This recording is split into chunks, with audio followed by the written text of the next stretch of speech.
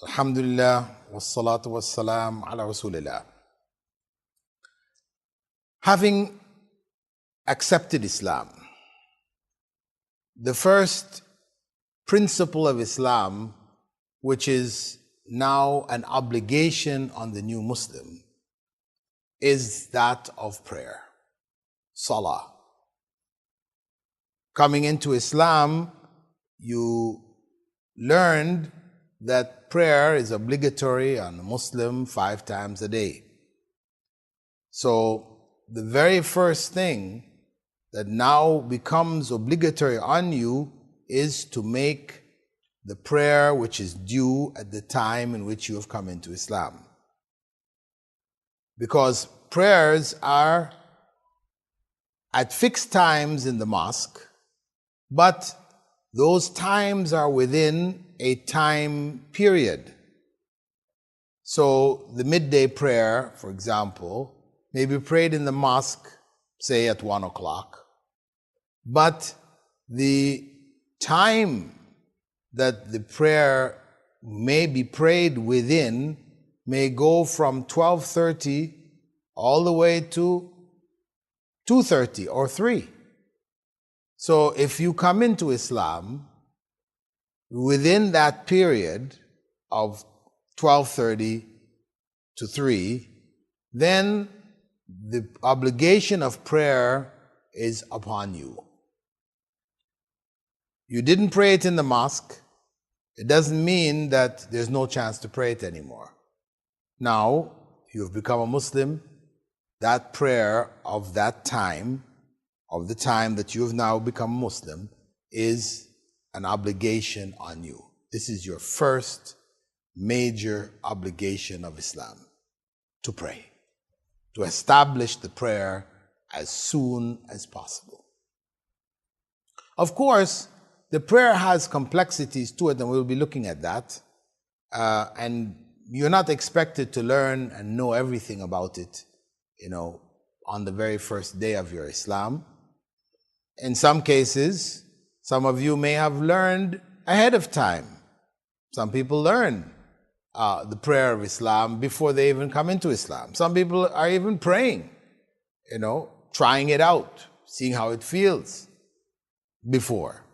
But this is not a requirement. Right now, on you, it is for you to pray. But in order to pray, there is a prerequisite. That prerequisite is that you be in a state of purity, of ritual purity, known as tahara. So you need to be in this state. How do you enter into this state, which is the state for prayer? Well, you have the basic means known as WUDUH. This is ablution, washing yourself with water, body parts with water. This act of washing, this act is one which on one hand cleans the external parts of your body, which are normally exposed, your face, your hands, your feet. And at the same time, it is internal, spiritual, psychological, emotional preparation for the prayer itself. So you now must learn how to make wudu. The first step in making wudu, having gone to a place where wudu may be made, could be in a bathroom, at the sink, or it could be at the mosque where there are special taps and seating arrangements for washing before prayer. Whichever circumstance you're in, you will start by first saying Bismillah, or in the name of Allah. If you can't remember Bismillah, you say in the name of Allah. Or somebody who is with you, who's going to go through this and show you how to do it, they will say for you, Bismillah. You repeat after them, Bismillah, meaning in the name of Allah. In other words, you're going to start this act for the pleasure of God. You're putting it in a context. You're getting set to pray, and in your preparation, you first remember God, because all of this is about remembrance of God.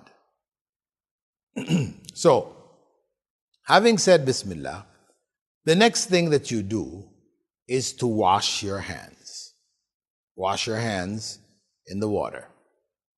If you have dirt on your hands, you grease or whatever, you wash it off, clean it up, get your hands clean, because you're going to be taking water, putting it in your mouth, your nose, your face, rest of your body. You want that water not to be soiled by the dirt which is on your hands, so you clean up your hands. So this is physical cleaning. You physically clean up your hands. But while physically cleaning your hands, as you start, you should know that the process of ablution is basically a purification of the body as well as a purification of the soul.